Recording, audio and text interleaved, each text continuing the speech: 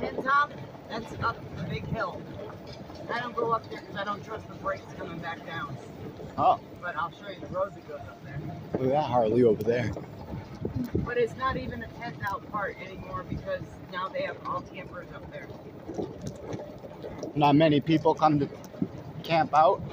They do, but they made it all seasonal up there. Oh, I see. So everybody has. So now the tents are usually in this area. You know, so this is the apple orchard. This is what they call the apple orchard.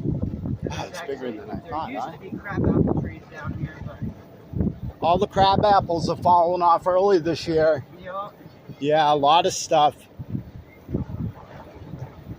Blue Wrangler. Me and Grace and I saw a really nice Wrangler. Hi, Sean. Hi, Beth.